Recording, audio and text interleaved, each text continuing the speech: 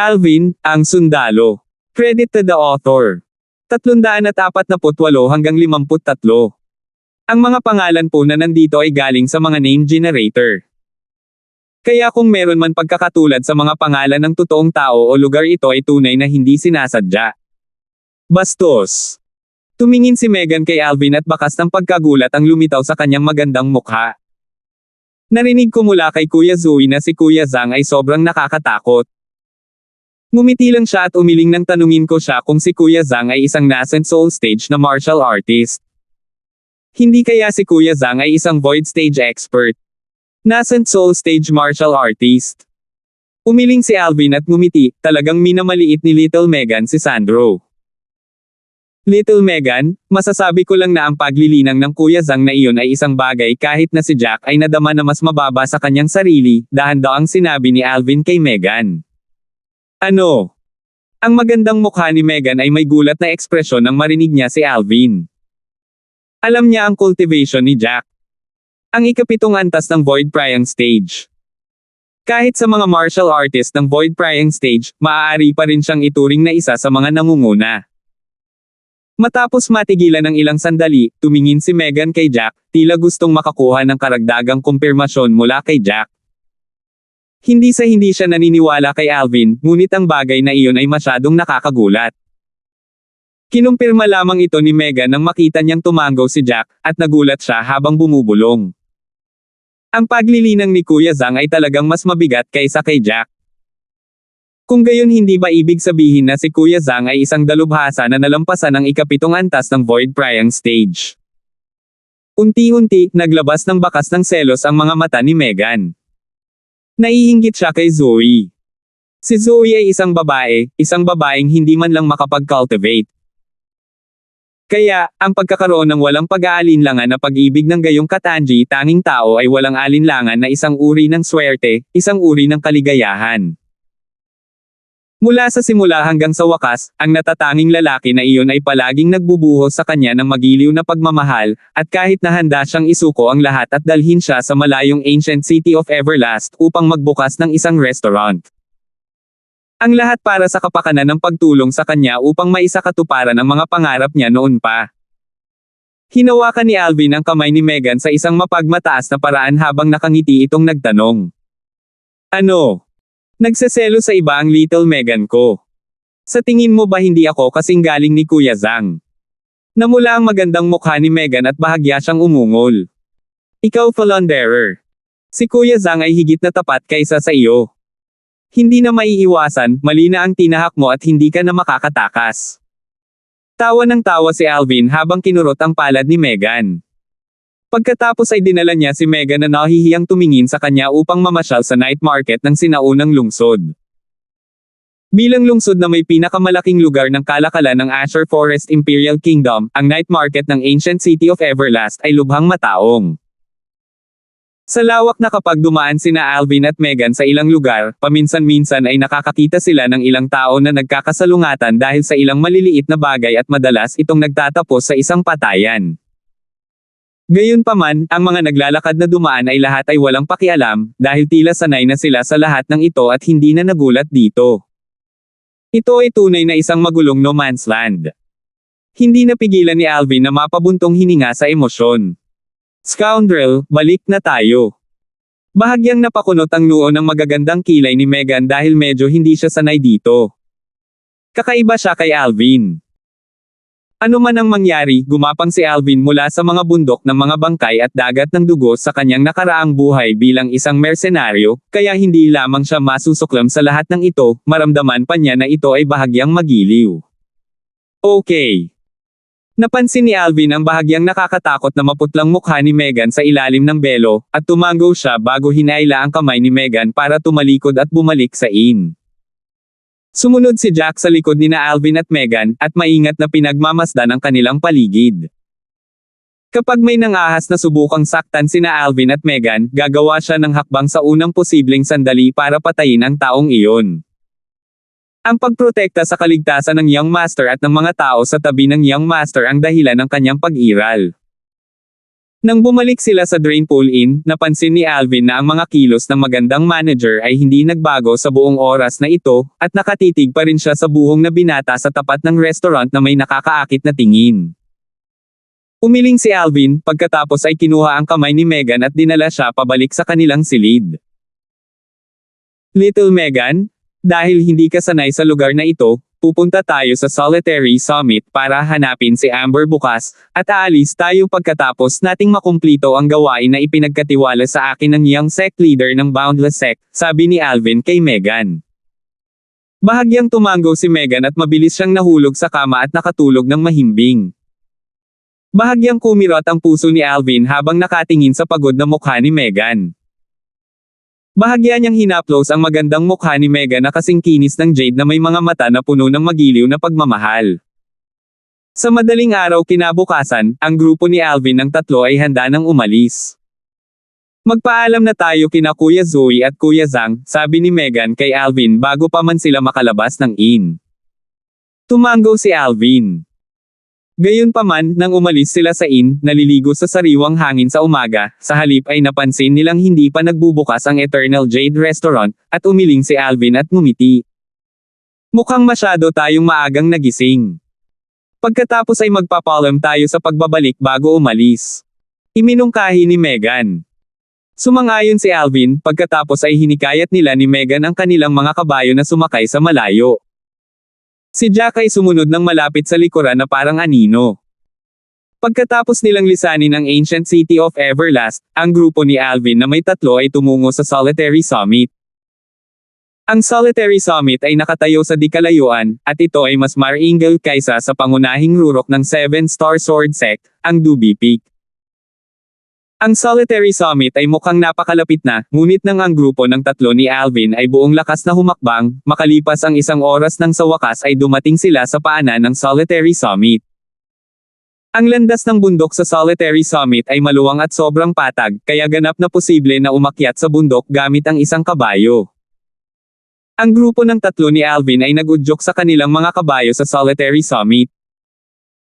Sa buong daan, may ilang mga gusali kung saan-saan sa gilid ng bundok ng Solitary Summit. Sila ay mga bahay na gawa sa kahoy o ladrilyo, o mga magagarang gusali na parang mga palasyo. Napakalaki ng Solitary Summit, ang paghahanap kay Amber dito ay parang naghahanap ng karayom sa isang dayami. Ang pagtatanong sa mga tao sa buong daan, ngunit ang hindi pagkuha ng kahit katiting na impormasyon na may kaugnayan sa Amber ay naging dahilan upang si Alvin ay hindi napigil ang magpakita ng mapait na ngiti dahil pakiramdam niya na ito ay isang mahirap na misyon. Akala ko ay direktang mahahanap natin si Amber kapag nakarating na tayo sa Solitary Summit, pero hindi ko inaasahan na walang nakakakilala sa kanya. Nakakunot ang noo ng magagandang kilay ni Megan at bahagya siyang nenas. Napakalaki ng Solitary Summit, hindi katakataka na hindi nila kilala si Amber. Ituloy natin ang pag-akyat sa bundok at tingnan kung may makukuha tayong impormasyon tungkol sa Amber, dahan-dahang sabi ni Alvin habang hinihimok niya ang kanyang kabayo na pasulong. Sa wakas, nang dumating sila malapit sa tuktok ng Solitary Summit, ang grupo ni Alvin ng tatlo ay nakahanap ng ilang impormasyon tungkol sa Amber. Hinahanap mo si Amber.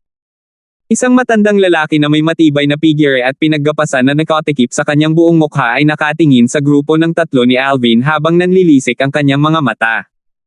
Sino kayong lahat sa kanya? Senior, kami ay mga tao mula sa Boundless Sect, bahagyang ngumiti si Alvin habang sinabi niya sa matanda.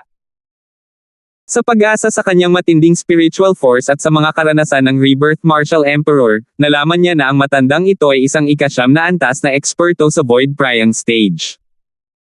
Ang lakas ng matanda ay hindi mas mababa sa Peak Master ng Megres Peak, Darius. Walang hangganang sekta. Nang marinig ng matanda si Alvin, nag-isip siya sandali bago bumulong. Itong sekta, parang narinig ko na kung saan. Sa wakas, nag-react ang matandang lalaki sa sinabi sa kanya ni Alvin, pagkatapos ay tumingin siya sa tatlo ni Alvin at nagtanong.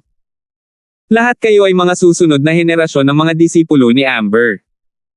Mga alagad sa susunod na henerasyon. Kumaibot ang mga sulok ng bibig ni Alvin, ngunit tumango pa rin siya.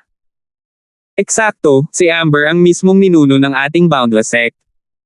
Senior, hinahanap namin siya dahil sa isang kagyat na bagay. Alam mo ba kung saan siya naglilinang sa Solitary Summit? Nang matapos siyang magsalita, tumingin si Alvin sa matandang lalaki ng may pag-asa.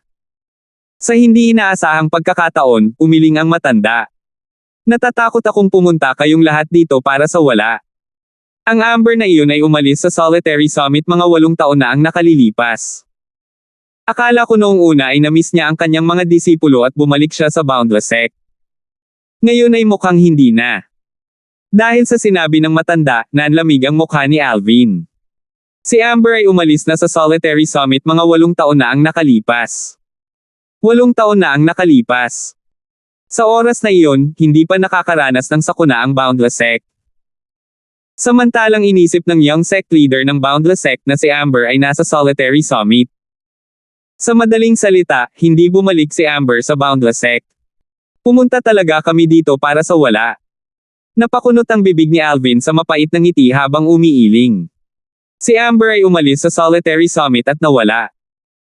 Ang Azure Forest Imperial Kingdom ay napakalaki, bukod pa sa kanya, kahit na ang Rebirth Martial Emperor sa kanyang pinakamataas na lakas ay maaaring hindi mahanap si Amber sa ilalim ng mga kondisyon na wala siyang anumang mga pahiwatig. Salamat Senior, sabi ni Alvin sa matanda saka umalis kasama sina Megan at Jack. Jack, ayon sa iyong kaalaman, saan pa kaya pupunta si Amber bukod sa Solitary Summit? Napahawak si Alvin sa huling hibla ng pag-asa habang tinanong niya si Jack. Ngumiti ng mapait si Jack. Young Master, kahit ako hindi ko alam. Bagamat si Jack ay ang Guardian Elder ng Boundless Sect, pumasok lang siya sa Boundless Sect mamaya at hindi pa niya nakilala si Amber. Tumango si Alvin. Alam niya na ang pagnanais na mahanap si Amber ngayon ay parang paghahanap ng karayom sa isang dayami. Pansamantala lang niyang maibabawas ang bagay na ito. Pumunta ka. Ang grupo ng 3 ni Alvin ay nag-udyok sa kanilang mga kabayo sa maluwag at patag na landas ng bundok upang magtungo sa Solitary Summit. Hinimok ni Jack ang kanyang kabayo na sumunod ng malapit sa likod ng dalawa na parang anino. Gaya nga ng kasabihan, mas madaling bumaba kaysa pataas, at ito ay ganap na totoo. Ang 3 grupo ni Alvin ay kalahati lamang ng oras na kanilang ginugol sa pag-akyat ng bundok nang dumating sila sa paanan ng bundok. Ito rin ay matapos na maalis ang panahong nagtatanong sila tungkol sa Amber sa kanilang pag-akyat. Scoundrel, magpaalam na tayo kina Kuya Zhang at Kuya Zoe. Bahagyang ngumiti si Megan kay Alvin, at kahit na nakatikip ang kanyang mukha sa isang belo, ito ay maislan at kaakit-akit pa rin. Okay. Ang mga mata ni Alvin ay naglabas ng isang patak ng pagmamahal habang siya ay bahagyang tumango. Pumunta ka. Sa sandaling ito, isang paputok na sigaw ang umalangaw-ngaw mula sa malayo. Hinampis ng isang asul na nakadamit na binata ang kanyang Fergana horse habang siya ay mabilis na tumakbo patungo sa Solitary Summit. Sa likod ng binata, isang matandang lalaki ang nakasunod malapit sa likod. Tara na.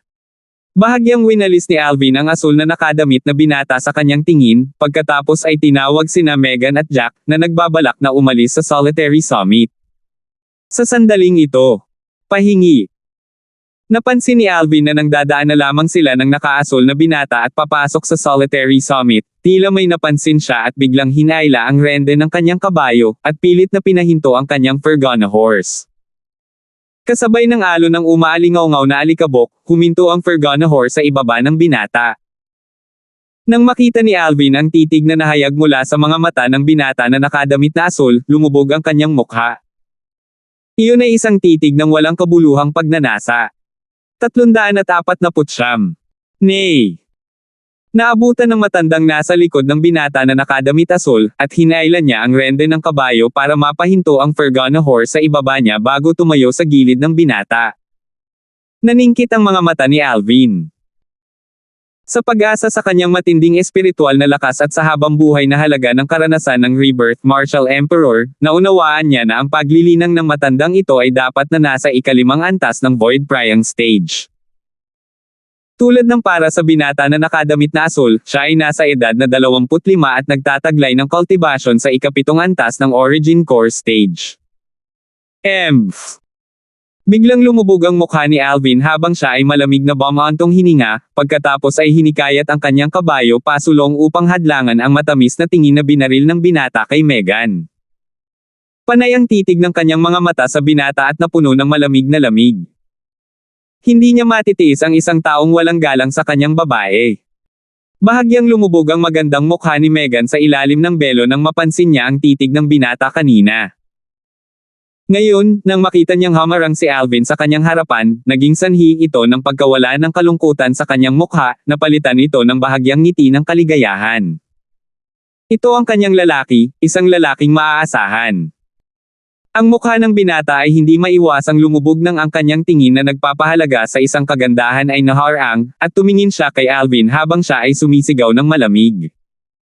Bata, FK off. Bagamat may belo ang babae at hindi niya makita ng malinaw ang hitsura nito, nakita niya na maraming babae na nag-inspeksyon na ito ay isang kagandahan mula lamang sa pares ng mga kilay na hugis willow at mga mata na parang tubig sa taglagas. Siya ay talagang isang babaeng may mataas na kalidad. Ang mataas na kalidad na babaeng ito ay malayo sa grupo ng ordinaryong babae sa kanyang tahanan. Lalo na ang mainit na katawan ng babaeng ito ang naging dahilan ng kanyang pagpapakasawa sa maalay na mga pantasya, at nag-init ang kanyang ibabang bahagi. Sa kanyang puso, bumangon ang isang sakam na pagnanasa, isang pagnanais na kunin ang babaeng ito para sa kanyang sarili. Ngayon, hindi niya maiwasang magalit ng bahagya dahil sa pagkagambala ng kanyang kalooban. Biglang tumawa si Alvin nang marinig niya ang binata na humihiling sa kanya na mag-FK off, at isang ngiti na may bahagyang lamig sa loob ay lumitaw sa mga sulok ng kanyang bibig. I'll give you 10 breaths of time to disappear before my eyes. Otherwise, bear the consequences. Dalhin ang kahihinatnan. Ang binata ay likas na natigilan nang marinig niya si Alvin, pagkatapos ay nakabawi siya sa kanyang pagkabigla at hindi napigil ang tumawa. Ang mga mata ng binata ay naglalaman ng mapanlinlang na paghamak habang tinitingnan niya si Alvin. Anak, sabi mo kanina bibigyan mo ako ng 10 hininga para mawala sa harapan mo. Kung hindi, papasanin mo ako. Ngayon, naisip pa ng binata na mali ang narinig niya. Dahil walang nang ahas na kausapin siya ng ganito, o pananakot ng ganito. Mayroon pang 8 paghinga ng oras. Tahimik na tinitigan ni Alvin ang binata, ang kanyang ekspresyon ay malamig at walang malasakit gaya ng dati, at hindi siya naapektuhan ng kahit katiting na salita ng binata. Sa wakas ay nakumpirma ng binata na hindi siya nagkamali sa narinig kanina. Kaagad, tumingin siya kay Alvin at tumawa sa pangungutya. Anak, mukhang matapang ka talaga. Yung oras ng 8 paghinga. Pagkatapos ay sabihin ko sa iyo, hindi ko kailangan ang oras ng 8 mga paghinga upang gawin kang isang bangkay. Ang paraan ng pagsasalita ng binata ay puno ng paghamak at pagmamalabas. Mayroon pang 6 na paghinga ng oras. Nagpatuloy si Alvin sa pagsasalita ng may kalmadong tono, ngunit sa loob nito ay may mga bakas ng hangarin ng pagpatay na nahalo sa loob. Tito Lin. Lalong lumalim ang pagkadismaya sa mukha ng binata nang bigla itong sumigaw sa mahinang boses. Young Master. Magalang na sagot ng matandang katabi ng binata. Gusto kong mamatay ang batang iyon at ang kanyang alipin sa loob ng 5 paghinga. Nagsalita ang binata sa isang malinaw na boses habang winalis niya sina Alvin at Jack ng malamig at walang pakialam na tingin, at ang kanyang tono ay parang ang pagpatay sa kanilang dalawa ay parang pangkaraniwang pangyayari sa kanya. Nang matapos siyang magsalita ay dagdag pa ng binata. Uncle Lin, kapag umatake ka, hindi mo dapat saktan ang maliit na dilag na yan. I want to bring her home to become my 27th concubine. Ha ha ha ha. Nang matapos siyang magsalita, humagalpak ng tawa ang binata, at puno ng pagnanasa at pagmamataas ang kanyang boses. Ika-27 na concubine.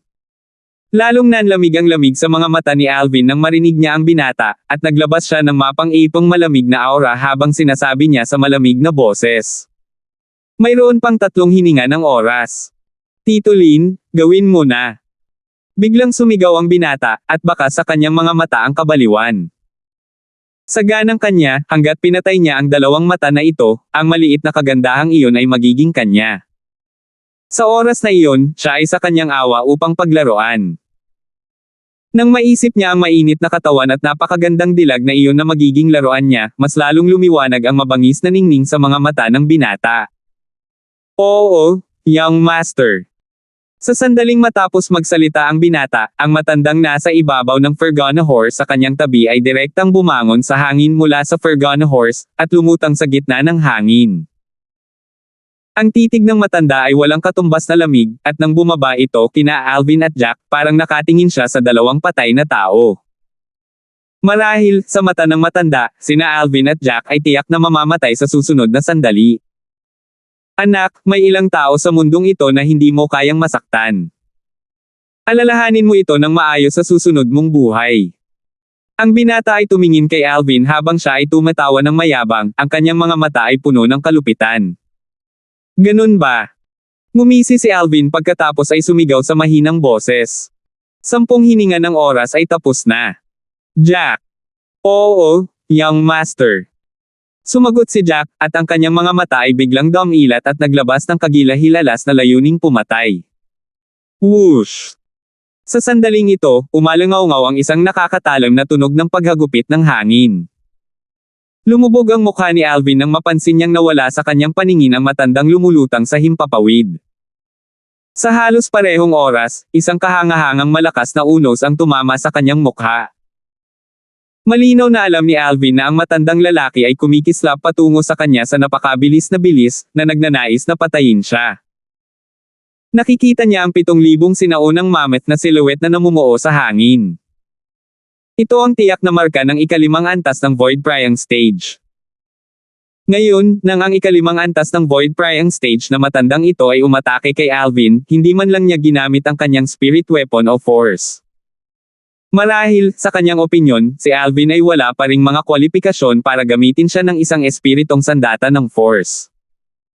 Sa di kalayuan, nang makita ng binata na nakaupo sa ibabaw ng Fergana horse ang eksenang ito, ipinakita niya ang isang ekspresyon ng kabaliwan at pagnanasa. Mamatay! Mamatay! Kapag namatay ka na, ang munting kagandahan sa tabi mo ay magiging akin. Sa sandaling ito. Whoosh!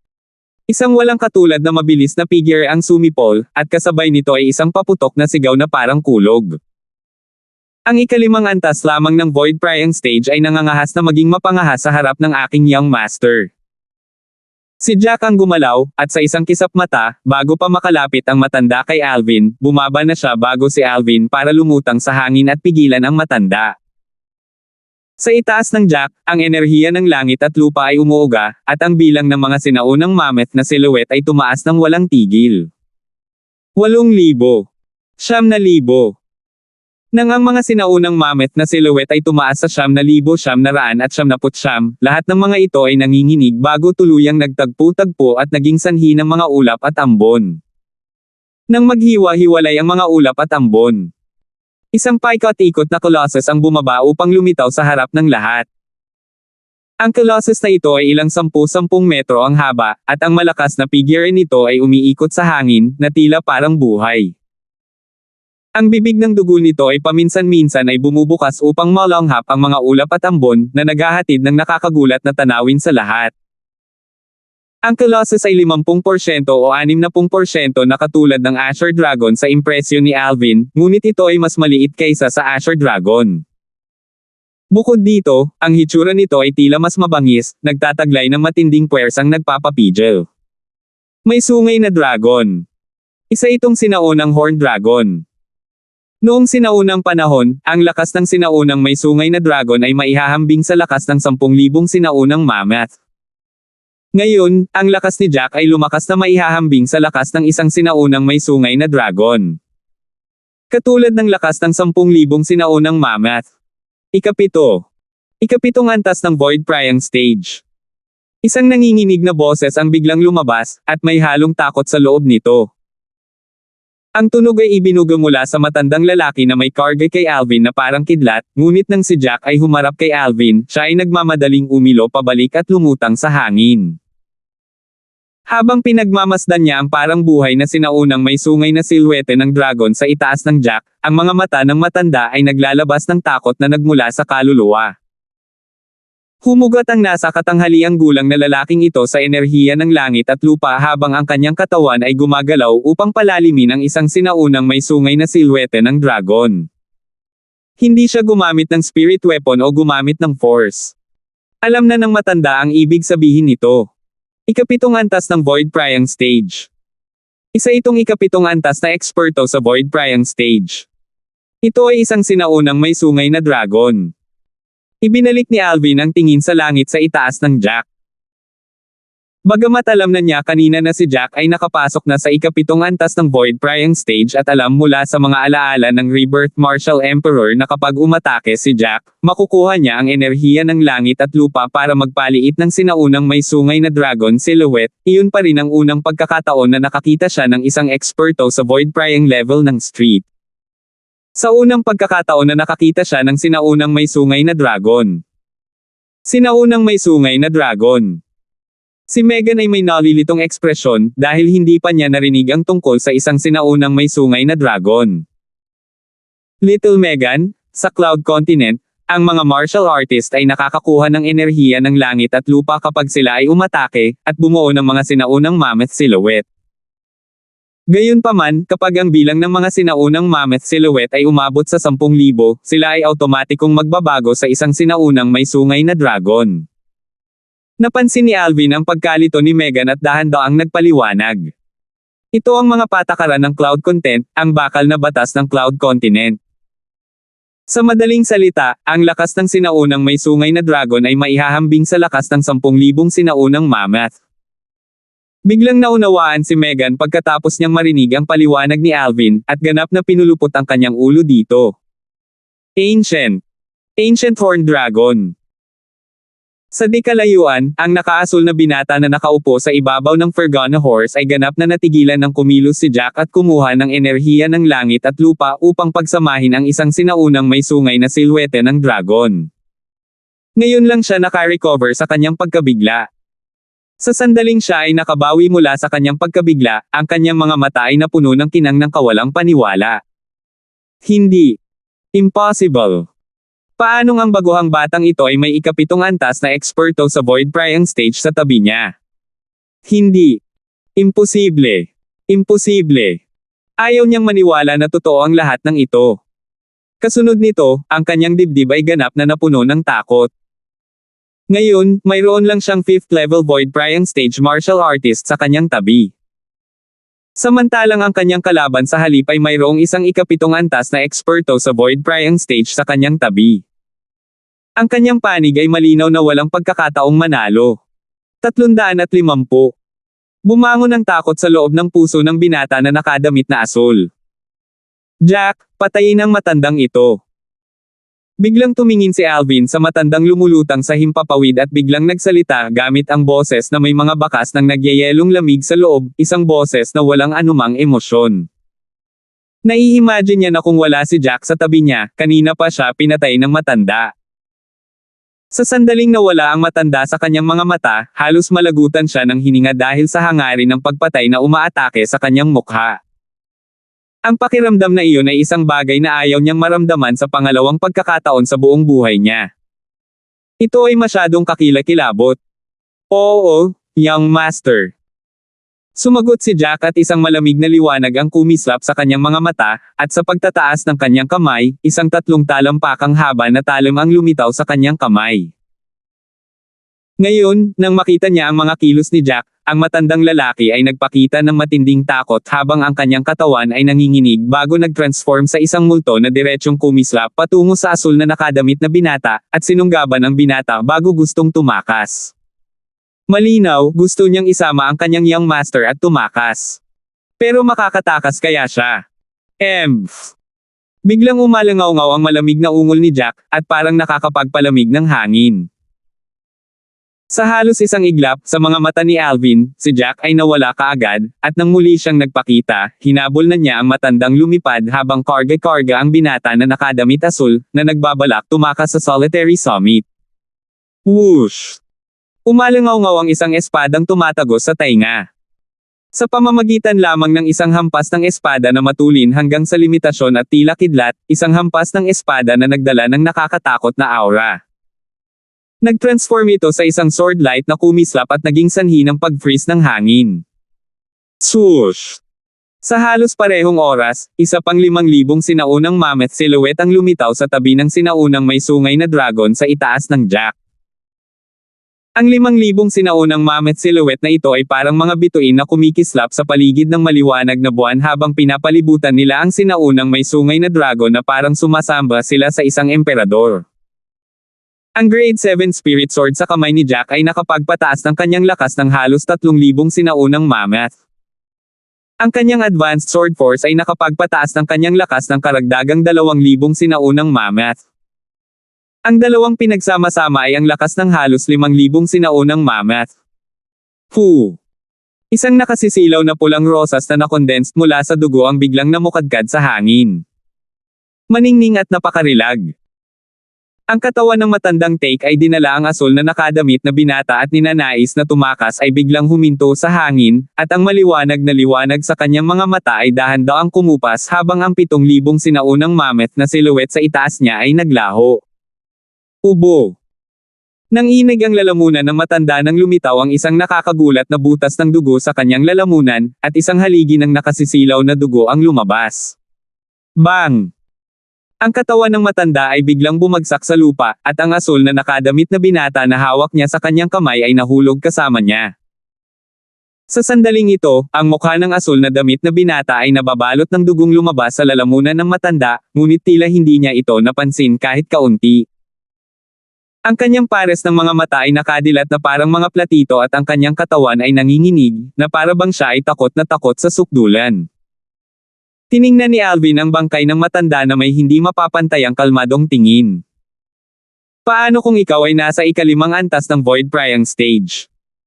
Bago si Jack na nasa ika-7 antas ng Void Prying Stage, para ka pa ring langgam. Kung gusto kang patayin ni Jack, ito ay kasing dali ng pagputol ng damo. Hu! Matapos patayin ng matanda, bumalik si Jack sa Fergana Horse, pagkatapos ay magalang na sumunod sa likod ni Alvin. Ang kanyang tingin ay kalmado na para bang may ginawa siyang hindi gaanong kahalagahan. Nakaupo si Alvin sa Fergana Horse at ang kanyang pares ng nagyayelong malamig na mga mata ay bumaba sa nakatutuwang asul na nakadamit na binata. Binigyan kita ng pagkakataon. Bahagyang malamig ang tingin ni Alvin at bagamat kalmado ang kanyang boses, nakatago sa loob nito ang isang kahanga-hangang layunin ng pagpatay. Nanginig ang figure ng binata na nakadamit na asul, at nanginginig siya ng makabawi sa kanyang pagkagulat, pagkatapos ay tumingin siya kay Alvin na may ekspresyon na parang takot habang siya ay sumisigaw. Hindi mo ako papatayin. Hindi mo ako mapapatay. Hindi kita kayang patayin. Nagsimulang tumawa si Alvin, tumawa ng napakatalino. Hu! Biglang lumitaw ang isang 3 talampakang haba ng talam mula sa manipis na hangin sa kamay ni Alvin, at ito ay kumikislap na may bahagyang ningning ng origin energy, na tila handang umatake anumang oras. Anak, siguradong mamamatay ka kung maglakas loob kang patayin. Patay ka! Namutla ang mukha ng binata na nakadamit na asul nang makita niya ang 3 talampakang haba ng talam sa kamay ni Alvin, at biglang sumigaw ng paputok. If you dare kill me, my lolo won't let you off. Hindi na natapos ang binata sa pagsasalita sa huli. Idiot. Dahil, si Alvin ay nag-flash out na at ipinadala ang 3 talampakang haba ng talam sa kanyang kamay sa dibdib ng binata. Whoosh! Malamig na ungol ni Alvin bago sinipa ang kanyang paa palabas sa isang iglap, sinipa ang paglipad sa katawan ng binata na tinusok ng espada sa kanyang kamay, at nang bumagsak ang binata sa lupa, ang binata ay ganap na walang anumang palatandaan ng buhay. Patay! Nag-flash out ang katawan ni Alvin at tinanggal ang spatial ring sa mga kamay ng matanda at binata. Hiss! Ang matingkad na gintong grade 7 na spirit fire ay lumitaw sa palad ni Alvin at dahan-daang kumurap. Ikinaway ni Alvin ang kanyang kamay at ang grade 7 na spirit fire ay bumaba sa mga bangkay ng matandang lalaki at binata, na sinindihan sila ng apoy. Pagkatapos ihagis ang apoy ng tableta, pinatay ni Alvin ang apoy ng tableta na patuloy na nag-aapoy sa kanyang kamay, at hindi na nag-abala pang sumulyap sa mga bangkay bago bumalik sa kanyang Fergana Horse, pagkatapos ay tinawag sina Megan at Jack. Tara na! Ang tatlo sa kanila ay nagudyok sa kanilang mga kabayo at tumakbo palayo patungo sa direksyon ng sinaunang lungsod ng Everlast. Sinadya ni Alvin na dalhin si Megan para magpaalam sa Kuya Zhang at Kuya Wang ng Eternal Jade Restaurant, at pagkatapos nilang magpaalam, aalis sila sa sinaunang lungsod ng Everlast at babalik sa pinanggalingan nila. Naplano na ito ni Alvin ng mabuti sa kanyang puso. Pagdating nila dito, nagmamadali sila at hindi nila nanamnam ang tanawin sa paglalakbay. Sa pagbabalik, tiyak na dadalhin niya si Little Megan para magsaya at mamasyal pabalik. Swoosh! Swoosh! Hindi nagtagal pagkatapos umalis ang grupo ng tatlo ni Alvin, sa ibabaw ng malaking puno sa labas ng Solitary Summit, dalawang figure ang kumislap at dumating bago ang dalawang bangkay na nasusunog pa sa isang kisap mata. Bang! Bang! Pareho silang kumilos, ang buto na nakatusok sa malamig na origin energy sa kanilang mga kamay ay napalitan ng malamig na hangin habang umaalulong ito, pinapatay ang apoy ng tableta sa mga bangkay. Sa kasalukuyan, ganap na nasunog ang bangkay ng matanda, samantalang ang kalahati ng katawan ng binata ay nanatili. Ang 2 taong gumawa nito ay 2 nasa katanghaliang gulang na lalaki. Buti na lang at makikilala pa siya. Nakahinga ng maluwag ang isa sa nasa katanghaliang gulang na lalaki nang makita niya ang buo na mukha ng binata, at may sumilay na ngiti sa mga sulok ng kanyang bibig. Mga pangalawang kapatid, ito nga ay apo ng lantang matanda. Malaki na ang natama natin sa pagkakataong ito. Sumunod ka sa 3 taong iyon, at ipapadala ko itong bangkay sa lantang matanda, pagkatapos ay hahanapin kita kasama ang lantang matanda. Tumango ang isa pang nasa katanghaliang gulang, at kasabay ng pagtakbo niya palabas, sumipol siya. Umalangaw-ngaw ang tunog ng sipol. Agad-agad, sa dikalayuan, isang hindi mapapantayang matulin na uri ng leopard na mabangis na hayop ang kumislap. Ang figure ng nasa katanghaliang gulang na lalaki ay lumipat sa likuran ng mabangis na hayop na ito na tipong leopard bago tumakbo palabas, ang kanyang bilis ay higit pa sa mga Fergana horses na iyon. Lansang matandang, sa pagkakataong ito, malaki ang utang na loob mo sa amin na magkapatid. Ang nasa katanghaliang gulang na lalaki na nanatili sa likuran ay may ngiti sa mga sulok ng kanyang bibig. Kasunod nito, itinaas niya ang kanyang kamay upang buhatin ang putol-putol na bangkay ng binata na nakadamit na asul habang humahakbang siya sa himpapawid bago direktang lumipad sa Solitary Summit. Sinaunang lungsod ng Everlast. Bumalik ang 3 grupo ni Alvin ng halos tanghali na. Ito ay perpekto para sa amin na magkaroon ng aming tanghalian sa Eternal Jade Restaurant. Ngumiti si Alvin pagkatapos ay hinimok ang kanyang kabayo na huminto sa labas ng Eternal Jade Restaurant bago bumaba sa kabayo. Pagkatapos, hinawakan niya ang kamay ni Megan at pumasok sa Eternal Jade Restaurant. Para naman kay Jack, naghanap siya ng lugar para sa 3 Fergana horses. Kuya Zhang. Umakyat sina Alvin at Megan sa ikalawang palapag pagkatapos ay tumingin sa buhong na binata na nakasandal sa gilid ng bintana bago tumango ng nakangiti. Isang ngiti ang isinagot ni Sandro bago ipinagpatuloy ang pag-inom ng kanyang alak ng mag-isa. Kakaupo lang nina Alvin at Megan nang dumating si Zoe, pagkatapos ay nagtanong siya ng may bahagyang ngiti. Kuya Alvin, little sister Megan, mukhang pagod kayong dalawa sa paglalakbay, lumabas ba kayong dalawa kaninang umaga? Oo, Kuya Zoe. Nagpunta kami para maghanap ng isang tao sa Solitary Summit kaninang umaga, ngunit sa kasamaang palad, hindi namin siya mahanap.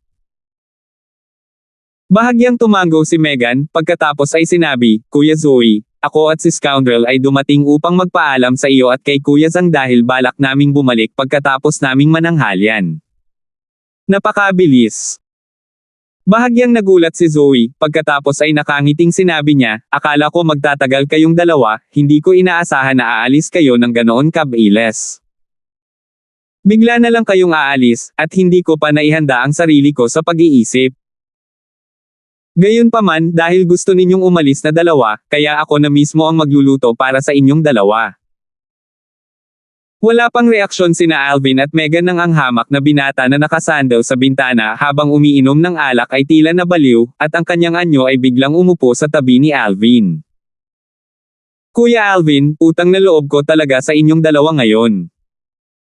Tumingin si Sandro kina Alvin at Megan, at bahagya siyang ngumiti, na tila sobrang hilig sa pagkaing ginawa ni Zoe. Magsalita ka na parang iniiwan kitang gutom. Ngumuso si Zoe habang tinitigan si Sandro bago tumalikod at umalis para maghanda ng pagkain. Nagtataka na tumingin si Megan kay Sandro habang nagtatanong. Kuya Zhang, maaaring hindi ka karaniwang pinagluluto ni Kuya Zoe. Hindi yon. Bahagyang umiling si Sandro, at bumungad sa kanyang mukha ang banayad na pagmamahal. Karaniwan ko lang siyang nakikitang abala sa mga bagay-bagay sa restaurant at natatakot akong mapagod siya. Kaya, bihira ko siyang payagan na magluto. Gayunpaman, sinisigurado ko na ang pagkaing niluto ng Kuya Zoe mo ay magpapapuri sa iyo ng labis, kahit na wala kang ibang hiling kundi ang lunukan din ang iyong dila. Nang matapos siyang magsalita, nagsimulang ngumiti si Sandro. Mukhang mag-e-enjoy tayo ngayon sa isang handaan. Nagliwanag ang magagandang mata ni Megan at napuno ng pag-asa. Young Master. Samantala, si Jack ay nakahanap ng lugar para sa 3 Fergana horses at pumasok sa Eternal Jade Restaurant. Maupo ka at kumain sa amin, sabi ni Alvin kay Jack. Salamat, Young Master. Umupo si Jack. Kapatid na Alvin, napaka-maalalahanin mo sa iyong lingkod. Napatingin si Sandro kay Jack at bahagyang ngumiti. Pagkatapos, tila may napansin, tumingin siya sa labas ng Eternal Jade Restaurant at kumunat ang noo. Kuya Alvin, nagdala ka na rin ba ng ibang tao dito? Dahil sa mga salita ni Sandro, natigilan si Alvin. Hindi, anong meron? Wala naman. Umiling si Sandro, napansin niyang nawala na ngayon ang pakiramdam ng pinagmamasdan. Baka nagkamali ang senses ko. Hindi nagtagal, dumating na ang pagkaing personal na niluto ni Zoe. Bago sila kumain, sa pag-amoy pa lang ng halimuyak mula sa mesa na puno ng mabangong pagkain ay naging sanhi ng pagkabalisa ng mga daliri ni Alvin. Big Sister Zoe, halika maupo at kumain sa amin. Matapos mapuno ng mga pinggan ang buong mesa, tumingin si Megan kay Zoe at nag-imbita. Kain muna kayong lahat. May sabaw pa, ako na ang magbubuhat. Bahagyang ngumiti si Zoe kay Megan pagkatapos ay tumalikod upang pumasok muli sa kusina. 351. Eternal Jade Restaurant. Si Alvin at ang iba pa ay nakaupo sa paligid ng mesa habang nilalamon nila ang mabango at umuusok na mainit na pinggan. Napakaganda nito. Hindi katakataka na sinabi ni Kuya Zhang na wala na tayong hihigit pa kundi ang lunukan ng sarili nating mga dila. Kuya Zoe, napakahusay ng iyong husay sa pagluluto. Puri ni Megan habang kumakain. Kung gusto mo, kumain ka pa. Kung kulang pa, gagawa na lang ako ng marami. Ngumiti si Zoe kay Megan, at ang kanyang magagandang mata ay may halong pagmamahal. Nagkaroon siya ng taos-pusong pagmamahal sa nakababatang kapatid na ito. Pagkatapos nilang kumain, nagsimulang maglinis ng mga pinggan si Zoe at pumunta si Sandro sa kusina para tumulong din. Umupo sina Alvin at Megan sa harap ng mesa at nagpahinga, at naghanda na magpahinga sandali bago nagpaalam kina Sandro at Zoe. Senior Withered, nasa loob sila ng restaurant. Biglang, isang malinaw na boses ang narinig sa tainga ni Alvin, ang tunog ay umalingaw-ngaw mula sa labas ng Eternal Jade Restaurant at mabilis na lumapit. Whoosh! Whoosh! Whoosh! Sa susunod na sandali, narinig ni Alvin ang 3 tunog ng hangin na pumapasok sa kanyang tainga. Sa isang kisap mata, 3 figure ang lumitaw sa kanyang harapan. 2 nasa likod na lalaki ang nakatayo, ang isa ay nakasuot ng asul na damit, ang isa ay nakasuot ng pulang damit, at ang kanilang mga mukha ay eksaktong magkatulad. Halatang kambal sila. Sa harap ng 2 nasa katanghaliang gulang na ito ay tumayo ang isang lantang matandang lalaki, ang katawan ng matanda ay mahina, parang mga buto na natatakpan ng balat, at siya ay parang isang bugzo ng hangin ang makakapagpabagsak sa kanya. Si Alvin ay hindi naglakas loob na tingnan ang matanda dahil dito. Naunawaan niya na sa 3 taong nauna sa kanya, ang matandang nangunguna ang pinaka-nakakatakot. Sa pag-asa sa kanyang espiritual na lakas at sa mga karanasan ng Rebirth Martial Emperor, nakita niya sa pamamagitan ng paglilinang ng dalawang nasa katanghaliang gulang na lalaki, at pareho silang mga martial artists sa ika-4 na antas ng Void Priang Stage. Tungkol naman sa matanda, nakaunat ang kanyang espiritual na lakas ngunit ito ay parang isang batong lumulubog sa malaking dagat. Ang matandang lalaki ay malamang na isang pag-iral sa Void Initiation Stage. Lumubog ang mukha ni Alvin. Siya yun. Nakita ni Alvin ang matandang lalaki na biglang nagsalita, ang kanyang mapuputik na mga mata ay naglalabas ng siksik na malamig na ilaw sa sandaling bumaba ang tingin ng matanda kay Alvin. Ang matanda ay tila naghihintay ng pagkakataong lumunin si Alvin. Bumilis ang tibok ng puso ni Alvin. Ako ba ang pakay ng matandang ito? Oo. Samantala, ang Asher-clothed middle-aged man sa likod ng matanda ay nagmamadaling tumago. Senior Withered, nakita naming dalawa na pinatay kanyang apo gamit ang aming sariling dalawang mata. Ang katulong sa tabi ng apo mo ay pinatay nitong 7th level Void Priang Stage Martial Artist. Ang tingin ng nasa Asher-clothed middle-aged na lalaki ay unang bumaba kay Alvin, pagkatapos ay tumingin siya kay Jack na nasa tabi ni Alvin. Ang sinabi ng lalaking nasa katanghaliang gulang na nakadamit ng Asher ang naging dahilan ng paghihigpit ng mga mag-aaral ni Alvin. Sa wakas ay alam na niya ang nangyayari. Kaya pala nalantad ang ginawa niya sa paanan ng Solitary Summit kaninang umaga. Ang matandang ito na tila eksperto sa Void Initiation Stage ay talagang lolo ng binata na nakasuot ng asul na binata na pinatay niya. Naalala niya ngayon, bago siya mamatay, tila binanggit ng binata na nakasuot ng asul ang matandang ito. Ngunit sa ilalim ng kanyang marahas na galit noong panahong iyon, paano siya binigyang pansin ni Alvin? Gayunpaman, kahit na alam niya na ngayon na mayroong isang pag-iral na tila nasa Void Initiation Stage sa likod ng asul na nakadamit na binata, wala pa rin siyang pinagsisisihan. Hindi lamang naglakas loob ang binata na nakadamit na asul na hindi gumalang kay Little Megan, sinubukan pa nga siyang patayin ng asul na binata. Nararapat siya sa kamatayan. Maiisip niya na kung hindi dahil sa kanyang sarili na pinoprotektahan ni Jack, ang taong namatay kaninang umaga ay hindi sana ang binata, ngunit siya sa halip. Kaya hindi siya nagsisi. Kung pag-uusapan talaga niya ang tungkol sa panghihinayang, kung gayon ang labis na ikinalulungkot ni Alvin ngayon ay ang hindi niya nakitang pagkasunog ng dalawang bangkay sa kanyang sariling dalawang mata. Bagamat hindi niya ito nakita, halos nahulaan niya ang nangyari pagkatapos niya sunugin ang mga bangkay. Dapat kapag ginawa nila ni Jack ang gawa, nakita ito ng dalawang kambal na kapatid sa likod ng matanda. Maya-maya, pumunta ang isa sa kanila para magbigay ng tip sa matanda, habang ang isa naman ay nakasunod sa kanila hanggang dito. Mukhang ang napansin ni Kuya Zhang kanina ay ang mga taong sumusunod sa atin. Naalala ni Alvin na bago ang kanilang tanghalian, nagtanong si Sandro kung may dinala siyang iba. Sa ilang sandali, ang puso ni Alvin ay malinaw na parang salamin. Bakit mo pinatay ang apo ko? Ang matalim na tingin ng lantang matanda ay bumaba kay Alvin, at tila ito ay nagiging isang uhaw sa dugo na makamandag na ahas na kakagatin kay Alvin anumang oras. Damang-dama ni Alvin ang layunin ng pagpatay sa matanda na mahirap pigilan. Nararapat siyang mamatay. Bahagyang nanlamig ang tingin ni Alvin, at nagsalita siya na may malamig na tono na may halong pagpatay na layunin. Dahil ito ay dumating sa ganito, alam ni Alvin na wala siyang anumang pagpipilian, anuman ay maaari lamang niyang gawin ito ng direkta. Ngayon, hindi pa rin siya sigurado na ang matanda ay isang eksperto sa Void Initiation Stage. Marahil, nagkaroon pa siya ng pagkakataon. Nagpadala na siya ng voice transmission kay Jack, na hinihiling kay Jack na hintayin ang pagkakataong maglunsad ng sorpresang pag-atake sa matanda at sikaping patayin ito sa isang pag-atake. Karapat-dapat sa kamatayan. Natigilan ang lantang matanda nang marinig niya si Alvin. Sa ilang sandali, ang kanyang tingin ay bumaba kay Megan na nasa tabi ni Alvin.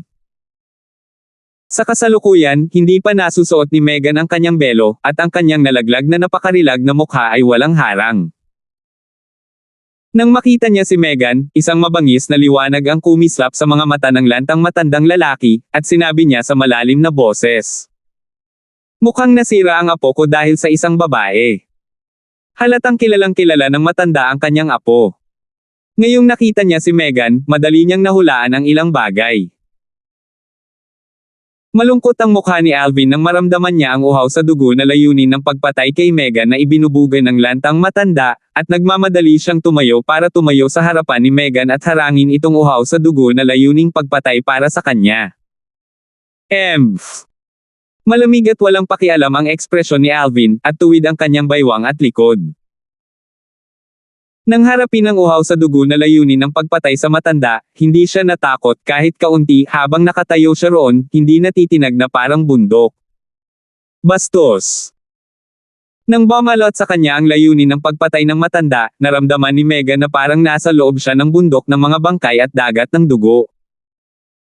Ang nakalulungkot na pakiramdam ay nagdulot ng matinding kakulangan sa ginhawa sa kanya. Ngayon, si Alvin ay nakatayo sa kanyang harapan, at kasabay nito ay nakaramdam siya ng init sa kanyang puso, siya ay bahagyang nag-aalala. Nang makita ito ng matanda, tumaas ang kanyang mapuputing kilay at malamig na ungol. Anak, hindi na kailangang sabihin, hindi ka masama. Ngunit sa kasamaang palad, ngayon, kailangan mong mamatay. Sabi nga, ang mga babae ay pinagmumulan ng kapahamakan. Tandaan na lumayo sa mga babae sa iyong susunod na buhay. Whoosh! Sa sandaling matapos siyang magsalita, ang origin energy ay kumandat sa ibabaw ng kamay ng lantang matanda. Whoosh! Sa sandaling ito, biglang umalangaw-ngaw ang isang nakakatusok na tunog ng isang bagay na napunit sa kalangitan na dala ng isang string ng mga tunog ng pagsabog ng hangin. Si Jack ang matagal nang naghihintay ng pagkakataon. Nang makita niyang nasa panganib ang buhay ng kanyang young master, ang katawan ni Jack ay kumislap, na naging kidlat habang siya ay kumikislap patungo sa lantang matanda. Swoosh! Isang nakakasilaw na liwanag ng espada ang marahas na bumaril, ito ay parang isang makamandag na ahas na umalis sa kanyang lungga habang ito ay humahampas patungo sa matanda habang may dalang mga bakas ng isang lubhang nakakatakot na aura. Advanced Sword Force. Ang enerhiya ng langit at lupa ay umiikot sa kalangitan, pagkatapos ay unang lumitaw ang isang sinaunang may sungay na silhwete ng dragon, pagkatapos ay halos 5,000 sinaunang mammoth na silhouette ang lumitaw sa paligid nito, sila ay parang mga kumikislap na bituin na nakapalibot sa maliwanag na buwan. Inilapat ni Jack ang kanyang buong lakas sa sandaling siya ay umatake, nang hindi nagpipigil kahit kay titing. Gusto niyang patayin ng diretso ang matanda. Advanced Sword Force. Naningkit ang bahagyang gusot ng mga mata ng matanda, at ang boses nito ay may bakas ng pagkagulat. Pagkatapos, maliit na kasanayan. Ngumisi ang matanda, at casual niyang itinaas ang kanyang kamay para harangin si Jack. Agad, ang enerhiya ng langit at lupa ay umikot sa ibabaw ng matandang lalaki, at sa huli, ito ay naging dalawang sinaunang may sungay na dragon silhouette. Ang matanda ay hindi gumamit ng isang espiritong sandata, at hindi rin siya gumamit ng isang konsepto, ng mga eksperto sa Void Initiation Stage. Panay ang pag-atake niya gamit ang Origin Energy, at maihahambing na ito sa lakas ng dalawang sinaunang may sungay na dragon. Unang antas ng Void Initiation Stage. Nagsikip ang mga mag-aaral ni Alvin at namutla ang kanyang mukha, pagkatapos ay sumigaw siya bigla. Jack, mag-ingat ka! Samantala, napansin ni Jack ang dalawang sinaunang horned dragon silhouette sa itaas ng matanda, at agad niyang napagtanto na ang matanda ay isang first level na eksperto sa Void Initiation Stage. Hindi maiwasang mamaatla ang mukha niya. Sampal. Itinaas ng matandang lalaki ang kanyang kamay at hinawakan, madaling kinuha ang Grade 7 Spirit Sword sa mga kamay ni Jack. Sa sandaling ito, ang ikapitong antas ng Void Prying Stage na lakas ni Jack, ang pinalakas na lakas mula sa kanyang Grade 7 na Spirit Sword, at maging ang Advanced Sword Force ay napakahina, tulad ng papel. Ilipat. Malabong natukoy ng matinding espiritual na lakas ni Alvin na malapit nang umatake ang matanda gamit ang kanyang espada, kaya sumigaw muli si Alvin ng paputok upang bigyan ng babala si Jack. Dahil sa kanyang tiwala kay Alvin, hindi nagatubili si Jack kahit kaunti nang marinig niya si Alvin, at ang kanyang mga paa ay nakatapak sa lupa habang ang kanyang lakas ng isang sinaunang may sungay na dragon ay ganap na sumabog, nagnanais na makaiwas sa pag-atake na nagmumula sa gilid. Whoosh! Halos sa sandaling gumalaw si Jack, ang grade 7 spirit sword sa kamay ng lantang matandang lalaki na kinuha niya kay Jack ay parang isang hagod ng mga Diyos habang direktang kumikislap patungo kay Jack. Ang sword strike na ito ay orihinal na kumikislap ng diretso sa puso ni Jack.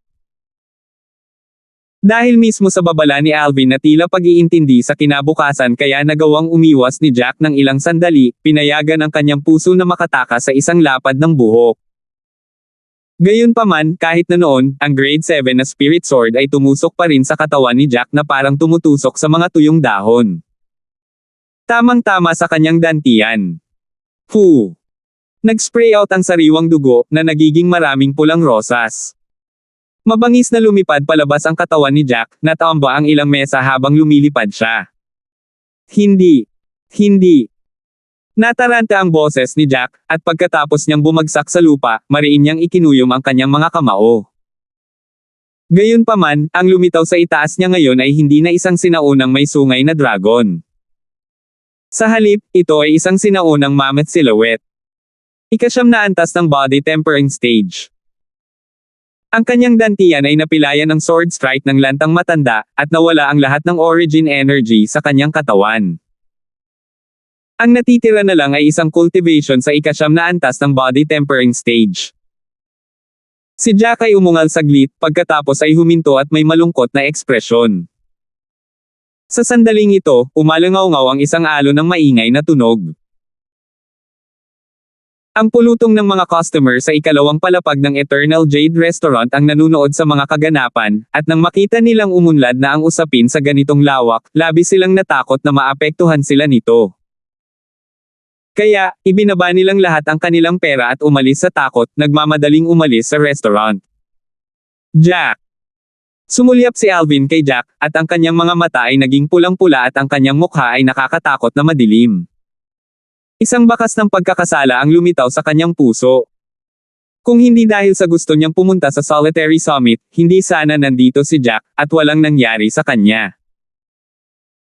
Sa lahat ng mga taong ito na si Jack ay sumunod sa kanyang tabi, si Jack ay nagsikap sa sukdulang limitasyon upang mahawakan ang trabaho para kay Alvin, at hindi nagreklamo kahit kaunti. Si Alvin ay palaging nagpapasalamat para dito sa kanyang puso. Ngayon, dahil sa kanya, ang cultivation ni Jack ay baldado. Pakiramdam niya ay napilayan siya. Nang marinig niya ang paputok na sigaw ni Alvin, itinaas ni Jack ang kanyang ulo, at nang mapansin niya ang titig ni Alvin, hindi niya maiwasang mapangiti. Young Master, ayos lang ako. Nawala ko lang ang origin energy ko, nandito pa rin ang advanced sword force ko. Walang sino man sa ilalim ng Void Prying Stage ang makakapagtanggol laban sa isang hampas ng espada ko. Ang Advanced Sword Force ay isang uri ng malalim na pag-unawa ng isang Void Prying Stage na mga martial artist patungo sa espada.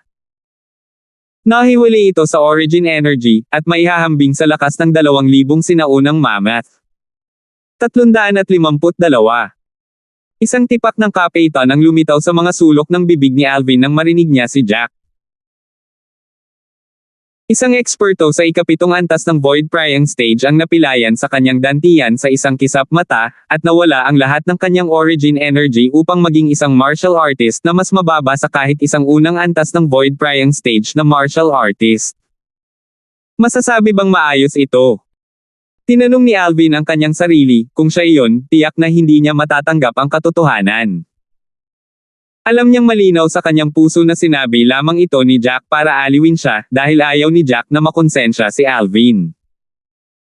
Pero paanong hindi siya nakokonsensya? Jack, utang ko sa iyo. Kasabay ng tahimik na pagbuntong hininga ni Alvin sa kanyang puso, isang mapait na ngiti ang lumitaw sa mga sulok ng bibig ni Alvin. Ang inutang niya kay Jack ay isang bagay na malamang na maibabalik lang niya sa susunod niyang buhay. Napatay niya ang apo nitong eksperto sa Void Initiation Stage na nauna sa kanya at imposibleng pakawalan siya ng matandang ito. Huminga ng malalim si Alvin at malamig na tinitigan ang lantang matanda sa hindi mapagmataas o mapagpakumbabang paraan. Bastos. Samantala, hinawakan ni Megan ang kamay ni Alvin at tumabi sa kanya. Ibabahagi nila ang lahat ng magkasama. Sa ganang kanya, ang mabuhay at mamatay kasama si Alvin sa buhay na ito ay isang buhay na hindi nabuhay ng walang kabuluhan. Munting Megan. Nang makita ni Alvin si Megan na ganito, ang malamig na pagwawalang bahala sa kanyang mukha ay nawala, at ang kapalit ay labis na kahinahunan. Bahagya niyang iniunat ang kanyang kamay upang haplasan ang magandang mukha ni Megan. Nagsisisi ka ba na nakilala mo ako? Umiling si Megan. Sa buhay na ito, ang makilala kita ay ang pinakadakilang probisyon ng langit na ibinigay sa akin. Kahit na kailanganin kong iwan ang mundong ito kasama ka sa susunod na sandali, hindi ko pa rin ito pagsisisihan. Dahil magagawa kong manatili sa tabi mo sa lahat ng oras. Hinding-hindi ka mag-iisa. Malakas na tumango si Alvin, pagkatapos ay huminga siya ng malalim at pilit na inilabas ang bakas ng ngiti sa kanyang mukha. Sa kanyang mga mata, unti-unting nahayag ang isang bakas ng katatagan. Kahit anong mangyari, hanggat may kaunting pagkakataon, hindi niya hahayaang may mangyari kay Little Megan. Isang malamig na ungol ang umalangaw-ngaw, na sinira ang magandang kapaligiran na ito. A truly touching scene. Kawawang apo ko, namatay siya dahil sa babaeng to. Malamig at walang malasakit ang boses ng lantang matanda, ang kanyang ekspresyon ay lubhang madilim. Whoosh! Biglang umatake ang lantang matanda. Sa isang kisap mata, kinuha niya si Megan mula sa panig ni Alvin. Little Megan. Malungkot ang mukha ni Alvin nang makita niya ito at sa sandaling mag-react siya, nag-flash out ang kanyang figure gustong iligtas si Megan. Whoosh! Casual na itinaas ng matanda ang kanyang binti at isang imahe ng binti ang nawalis. Ginamit lamang niya ang lakas ng mahigit 100 sinaunang mammoth para sipin si Alvin na lumilipad. Agad, naramdaman ni Alvin na nanginginig ang kanyang mga laman loob, at may kung anong matamis na damaloy sa kanyang lalamunan. Bang! Sa sumunod na sandali, ang kanyang buong katawan ay lumipad palabas na parang isang palaso na umaalis sa busog bago mabangis na bumagsak sa dingding. Fu! Alvin ay dumura ng isang subo ng dugo, at ang kanyang mga panloob na organo ay nanginginig, na naging dahilan upang siya ay halos masuffocate. Gayunpaman, nang makita niyang si Megan ay nasa kamay pa rin ng matanda, biglang sumigaw si Alvin at lumipad muli palabas, na naging isang makamandag na ahas. Sining sa pagguhit ng espada. Parang kidlat ang kanyang espada habang diretsyong lumipad patungo sa matanda. Whoosh! Ang liwanag ng espada na dumaan ay tila napalitan ng mga pangil ng makamandag na ahas na kumagat sa matanda. Walang saysay na pagsisikap. Ngumisi ang matanda, pagkatapos ay casual na itinaas ang kanyang kamay para sabog na muling lumipad si Alvin. Fu! Muling dumura si Alvin ng isang subo ng sariwang dugo. Halos hindi siya makatayo gamit ang kanyang espada upang suportahan ang kanyang sarili, at ang kanyang katawan ay umindayog, na tila ba anumang oras ay maaaring mahulog. Bastos! Ang eksenang ito ay naging sanhi ng halos mabuka ang mga mata ni Megan at napasigaw siya sa kalungkutan. Whoosh! Sa sandaling ito, isang malaswang figure ang lumabas mula sa loob ng ikalawang palapag ng Eternal Jade Restaurant, at hinawakan ng kanyang kamay ang kamay ng isang magandang babae. Ito ay tiyak na mag-asawang pares ng Eternal Jade Restaurant. Sandro at Zoe. Sila ay orihinal na abala sa kusina, ngunit nang mapansin nila ang kaguluhan ay nagmadali silang lumabas sa unang posibleng sandali. Nang makita nila ang eksena sa harapan nila, sumimangot si Sandro, samantalang ang magandang mukha ni Zoe ay namutla. Little Sister Megan. Anak, mukhang mahal na mahal mo ang babaeng ito. Lalaban ka talaga para sa kapakanan niya.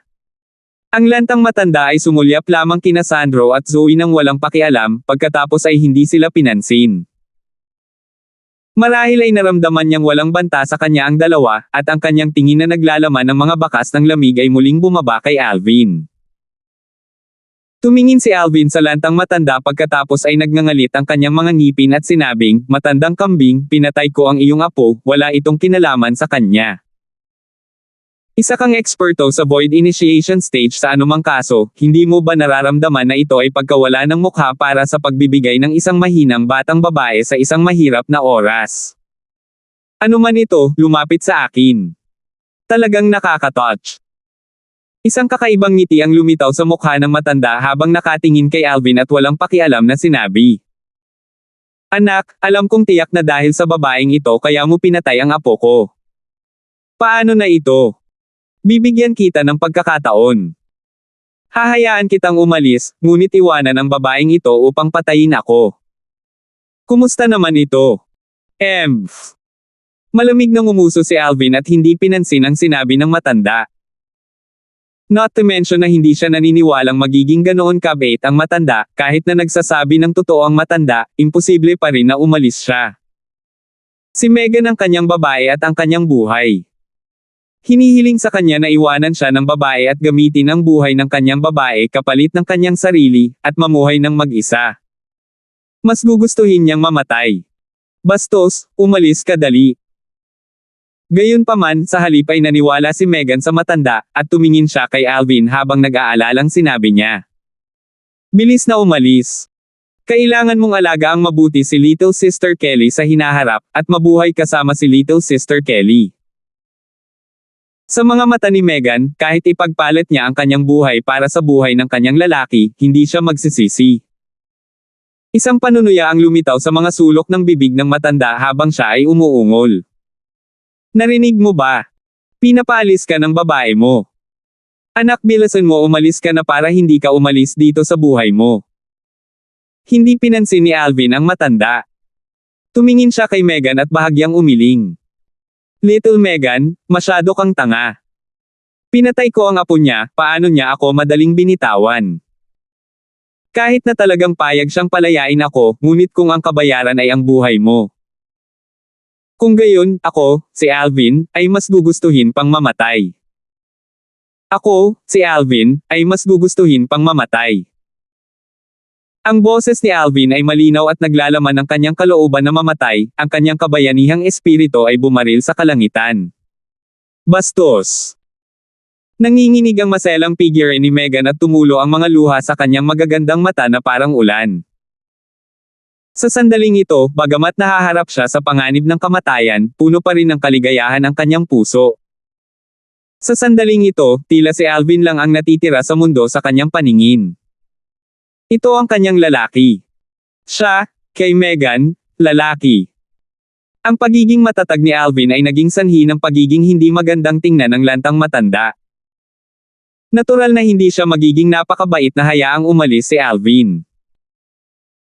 Sinayang lang niyang basagin ang nakakatawang pag-ibig sa pagitan ng pares ng maliliit na magkasintahan, at ipinaalam sa kanila na ang kanilang tinatawag na pag-ibig ay napakarupok. Ngayon ay tila nabigo siya. Ang binatang ito na pumatay sa kanyang apo ay talagang handang mamatay para sa babaeng ito. Huminga ng malalim ang lantang matanda habang nanginginig ang kanyang kamay at si Megan ay direktang inihagi sa kanya, pagkatapos ay sinabi niya na may malamig at walang pakialam na tono. Bibigyan kita ng 10 paghinga ng oras, mawala sa harap ng aking mga mata at ililigtas ko ang iyong buhay. Kung hindi, papatayin kita kasama ng batang ito. Nang matapos magsalita ang matanda, ang kanyang mga mata ay naglabas ng malamig at mabangis na ekspresyon. Gusto pa niyang makita ang eksena ng taong pumatay sa kanyang apo na iniwan ng kanyang mga mahal sa buhay. Sa ganitong paraan lamang niya mailalabas ang puot sa kanyang puso. Nang makita niya ang eksenang ito, hindi mapigilan ni Alvin na mapangiti. Old goat, doing the same thing twice. Don't you feel it was a waste of time? Malamang na wala kang ibang hinihiling kundi ang sunugin ang aming mga buto at ikalat ang aming mga abo sa puso mo, hahayaan mo bang umalis ang sinuman sa amin? Nakakatawa. Ang mga salita ni Alvin ay naging sanhi ng pagkislap ng mukha ng matanda sa pagitan ng mapanglo at maputlang ekspresyon. Bastos! Pumunta si Megan sa gilid ni Alvin at ay nalalayan ang maputlang mukha na si Alvin pataas, at ang titig na tiningnan niya kay Alvin ay puno ng kahinahunan. Hanggat makakasama niya ang lalaking ito, hindi siya magsisisi kahit na mamatay siya sa susunod na sandali. Sa di kalayuan, bahagyang naantig si Sandro nang makita niya ang eksenang ito. Kasunod nito, ang kanyang tingin ay bumaba kay Zoe. Ang magandang mukha ni Zoe ay kasalukuyang ganap na natatakpan ng mga luha, na para bang siya ay nagbagong anyo sa isang nakakaiyak na kagandahan. Ang mga aksyon ni na Alvin at Megan sa hindi pag-iiwan sa isa't isa ay lubhang nakaapekto sa kanya. Ang pagmamahalan nilang dalawa ay nalampasan na ang buhay at kamatayan. Nakakaloka. Anak, ano ang ibig mong sabihin ay babalikan ko ang aking salita? Kahanga-hanga ang layunin ng pagpatay sa mga mata ng matanda at lumubog ang mukha nito. Para sa kapakanan na makita si Alvin na iniwan ng kanyang mga mahal sa buhay, lihim siyang nagngangalit at gumawa ng desisyon. Itinaas niya ang kanyang kamay at ang origin energy sa kanyang kamay ay nag-transform sa isang karayom na tumusok sa dulo ng kanyang daliri. Isang malabong hibla ng sariwang dugo na nakakalat sa hangin. Ako, si Lantang Matandang, ay nagtatag ng sumpa na ito sa pamamagitan ng aking dugo. Hanggat ang babaeng ito ay handang talikuran ang batang ito at umalis, at hayaan ang batang ito na maranasan ang pait ng pag-iiwan ng kanyang mga mahal sa buhay. Ako, ang Lante na Matandang, ay handang buhayin ang babaeng ito. Kung ako ay labag sa sumpa na ito, ako, ang matanda na Lante, ay handang mamatay sa pamamagitan ng Diyos. Sa sandaling matapos magsalita ang matanda, ang sariwang dugo sa hangin ay umakyat sa langit sa kakaibang paraan. Sa isang kisap mata, isang kakilakilabot at marilag na aura ang lumabas mula sa itaas ng hibla ng sariwang dugo. Pinigilan ng aura na ito ang lahat ng naroroon, kabilang ang Lantang Matanda, at naging dahilan upang hindi nila mapigilan ang panginginig. Bang! Ang hibla ng sariwang dugo na iyon ay direktang tumusok sa bubong ng Eternal Jade Restaurant at sumugod sa kalangitan. Pagkatapos ng maikling sandali, bang! Isang kulog ang umalangaw-ngaw mula sa abot tanaw na ikinagulat ng buong sinaunang lungsod ng Everlast. Ang isang void-prying stage na martial artist ay nagtagumpay sa 6-9 Heavenly Tribulation sa Ancient City of Everlast. Ito ang unang pag-iisip na lumitaw sa isipan ng karamihan ng mga tao. Dahil lamang ang kulog na ito ay hindi ordinaryong kulog. Bang! Kasunod nito, umalangaw-ngaw ang isa pang kulog sa kalangitan. Hindi, imposibleng maging napakaikli ng agwat sa pagitan ng 6 na pagtama ng kidlat sa 6-9 Heavenly Tribulation, nagtatakang sabi ng ilang eksperto sa void stage na nakaranas ng 6-9 Heavenly Tribulation. Bang! Bang! Bang! Bang! Bang! Sa ilang sandali, marami pang kulog ang umalangaw-ngaw, at huminto lamang ito pagkatapos ng kabuoang 9 na umalangaw-ngaw. Ito ang 9-9 Heavenly Tribulation. Para sa isang oras, ang buong sinaunang lungsod ng Everlast ay nagkakagulo. Siyam-siyam na kapigatian sa langit. Sa loob ng Eternal Jade Restaurant, naghihigpit ang mga mag-aaral ni Alvin dahil hindi niya inaasahan na ang matanda ay talagang magtatatag ng ganoon kabigat na panunumpa. Mukhang para sa kapakanan na makita ang pinangyarihan ko na inabandona ng aking mga mahal sa buhay, ang matandang ito ay talagang handang hayaan si Megan. Bahagyang nanginig ang puso ni Alvin habang hinuhulaan niya ang dahilan kung bakit ginawa ito ng matanda. Sa ilang sandali, tumingin siya kay Megan na nasa tabi niya at ang kanyang mga mata ay nagpakita ng mga bakas ng magiliw na pagmamahal, at sa loob ng magiliw na pagmamahal na ito ay may bahagyang pag-aatubili. Sa pamamagitan ng mga alaala ng Rebirth Martial Emperor, alam ni Alvin ang 9-9 Heavenly Tribulation tulad ng likod ng kanyang kamay. Ang 9-9 Heavenly Tribulation ay isang oath tribulation na naging dahilan upang manginig sa takot ang mga tao sa Cloud Continent nang marinig ito. Sa Cloud Continent, ang ibang mga panunumpa ay walang malaking puwersang nagbubuklod dahil umaasa lamang ito sa konsensya ng isang tao, at ang taong gumawa ng panunumpa ay maaaring bumalik sa kanyang salita anumang sandali. Ngunit sa sandaling gumamit ang isang tao ng sariling dugo at itatag ang panunumpa sa siyam-siyam na kapigatian sa langit, pagkatapos ay mayroon itong ganap na puwersang nagbubuklod. 353 Kumbaga, kapag ang isang tao sa Cloud Continent ay gumamit ng kanilang sariling dugo upang magtatag ng isang panunumpa sa ilalim ng 99 Heavenly Tribulation, kung gayon kung sila ay maglakas loob na sumalungat sa panunumpa, sila ay direktang lilipulin ng 99 Heavenly Tribulation. Sa Cloud Continent, maraming beses nang naganap ang mga katulad na insidente. Kaya't walang sino man ang nang-ahas ng padalos-dalos na magtatag sa panunumpa sa ilalim ng 99 Heavenly Tribulation.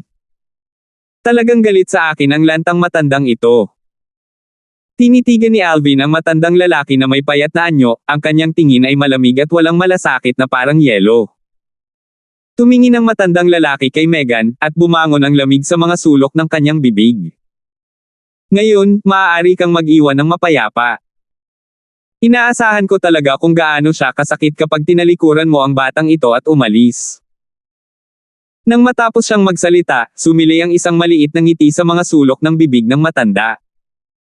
Para bang nakita na niya ang eksenang iniwan si Alvin ng lahat ng mga mahal niya sa buhay.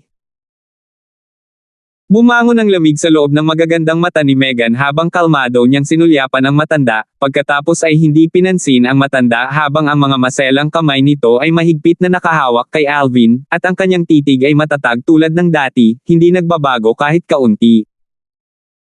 Hindi niya pababayaan ang kanyang lalaki para iligtas ang kanyang sarili.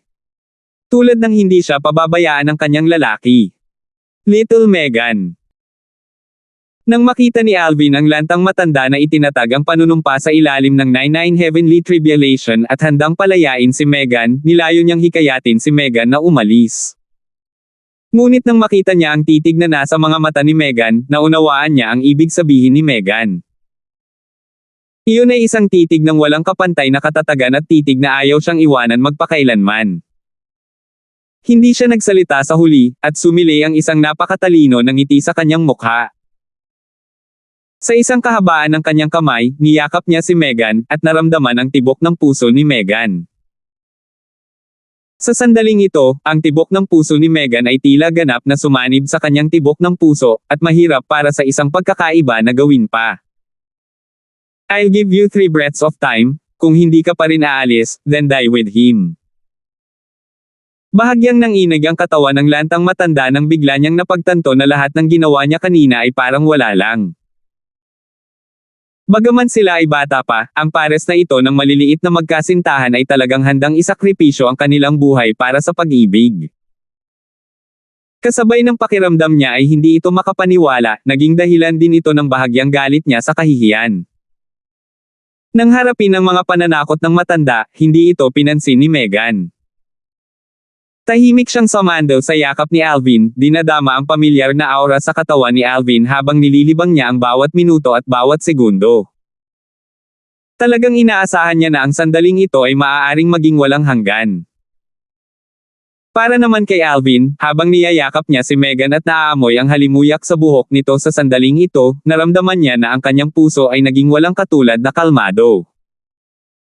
Sa sandaling ito, malinaw niyang naramdaman na para bang ang kanyang kaluluwa ay tumaas sa isang mas mataas na antas, at ang kanyang espiritual na lakas na nanatiling tulog ng napakatagal ay lumalaki sa napakabilis na bilis. Tumaas ito hanggang sa nasa gilid na ito sa pagitan ng nascent soul stage at ng void prion stage. Sa lahat ng ito, si Alvin ay parang hindi niya napansin, o marahil, alam niya sa kanyang puso na kahit na lumaki ang kanyang espiritual na lakas, hindi nito mababago ang anuman. Makalipas ang 3 paghinga. Mukhang gusto mo na talagang mamatay kasama ang batang ito. Ngumisi ang lantang matanda, pagkatapos ay bahagyang nanginig ang kanyang lantang figure at napaungol ang kanyang origin energy. Kung gayon, hahayaan kita at ang batang ito na maging isang pares ng mga patay na lovebird. Whoosh! Sa itaas ng matandang lalaki, ang dalawang sinaunang may sungay na dragon ay unti-unting namuo, ang kanilang kahangahangang paraan ay bumaril sa kalangitan na parang bahaghari. Young Master. Nang makita niya ang eksenang ito, namutla ang mukha ni Jack na hirap bumangon, at ang kanyang katawan na kakabangon pa lang ay mabangis na bumagsak muli sa lupa. Ang kanyang kamao ay baliw na humampas sa lupa na parang baliw, labis na kinasusuklaman ang kanyang kahinaan. Itago mo ang kamay mo. Biglang umalangaw-ngaw ang malambing na sigaw sa buong ikalawang palapag ng Eternal Jade Restaurant at natigilan ang lahat. Bumaba ang mukha ng lantang matanda, pagkatapos ay lumingon siya upang tingnan ang pinanggalingan ng tunog, at ang kanyang tingin ay bumaba kay Zoe. Ako, lantang matandang, ay pinakaayaw kapag may nagsasabi sa akin kung ano ang gagawin. Ang bagay na ito ay walang kinalaman sa iyo. Kung maglakas loob kang magsalita ng isa pang salita, hahayaan kitang mamatay kasama nila. Tumingin si Alvin sa binata sa gilid ni Zoe at dahan-daang sinabi, Kuya Zhang, ilabas mo ang hipag sa restaurant. Ayaw niyang idamay ang pares ng batang mag-asawang ito. Big Sister Zoe, kung may susunod na buhay, sana ay makakain ko pa rin ang niluto mo. Itinaas ni Megan ang kanyang ulo at bahagyang ngumiti kay Zoe. Ang sarap talaga. Ngayon, samahan mo na si Kuya Zhang. Little Sister Megan. Tumingin si Zoe kay Megan at isang maliit na ngiti ang lumitaw sa kanyang magandang mukha na umiiyak. Pareho kayong nagturo sa akin ng maraming bagay, at pinayagan akong agad na maunawaan ang marami. Salamat. Kung gusto mo talagang kainin ang pagkaing niluto ni Kuya, mabuhay ka at si Kuya ang magluluto para sa iyo. Live sa. Dahil sa sinabi ni Zoe, napabuntong hininga si Megan. Nagkaroon ba siya ng pagkakataon? Kuya Yong. Biglang, sa ilalim ng mga tingin ng lahat ng naroroon, tumingin si Zoe sa hamak na binata na nasa kanyang tabi, at dahan-dahan niyang sinabi, alam ko na kapag sinundan mo ako sa sinaunang lungsod ng Everlast, sinabi mo iyon maliban kung may nagbabanta sa ating buhay, kung hindi, hindi ka na muling papatay. Biglang bumaba ang mabangis na tingin ni Zoe sa lantang matanda at sa dalawang nasa di kalayuan, at naging malamig ang boses nito. Ngunit ngayon, umaasa ako na maaari kang gumawa ng isang pagbubukod para sa akin. Sa ilang sandali, bukod sa hamak na binata, ang mga salita ni Zoe ay naging dahilan para matigilan ang lahat. Kuya Zhang, siya. Hindi rin magiging isang. Nang marinig ni Alvin si Zoe, bumilis ang tibok ng kanyang puso. At sa sandaling bumilis ang tibok ng puso ni Alvin, isang malamig na boses ang narinig sa tenga ni Alvin. Naiintindihan ko. Ang boses na ito ay nanggaling sa malayong hamak na binata. Kaagad, sa larangan ng pangitain ni Alvin, ang buhong na binata ay nawala kaagad, dahil halatang pinabilis niya ang kanyang bilis sa limitasyon. Nakita ni Alvin ang enerhiya ng langit at lupa na umiikot sa kalangitan, at sa wakas ay napalitan ito ng tatlong sinaunang may sungay na silhwete ng dragon. Ang lakas ng tatlong sinaunang may sungay na dragon. Si Kuya Zhang ay isang second level na Void Initiation Stage na martial artist. Si Alvin ay nagpahayag ng kawalang paniwala dahil hindi niya akalain na ang binatang ito na mukhang mahigit 30 taong gulang ay talagang nagtataglay ng gayong nakakatakot na lakas. Bang! Napagtanto ni Alvin ang lahat ng ito nang makarinig siya ng napakalaking putok. Si Sandro ang kaagad na dumating sa harap ng lantang matanda bago pumutok gamit ang kanyang kamao na parang sledgehammer, at bago pa man makapag-react ang matanda, nabasag na ito sa kanyang dibdib. Nabasag ng kamao ang matanda to the point na napaatras siya sa pag-atras, namula ang mukha. Second level Void Initial Stage. Napanganga sa pagtataka ang matanda, at may naramdaman siyang matamis sa kanyang bibig bago dumura ng isang subo ng dugo. Hindi niya akalain na ang binatang ito na mukhang mahigit 30 taong gulang ay talagang isang buhay na mas kakilakilabot kaysa sa kanya. Whoosh! Ang matanda ay hindi nang ahas na mag-alinlangan, ang origin energy sa kanyang katawan ay umiikot habang ang isang makitid na espada ay lumitaw sa kanyang kamay, at pagkatapos ay ang kanyang origin energy ay tumataas habang dala nito ang isang lubhang nakakatakot na aura. Nalampasan pa ng aura na ito ang Advanced Sword Force. Konsepto ng espada.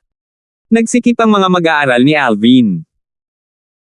Sa isang kisap mata, isa pang sinaunang may sungay na dragon at 8,000 sinaunang mammoth silhouette ang lumitaw sa tabi ng dalawang sinaunang may sungay na dragon sa itaas ng matandang lalaki.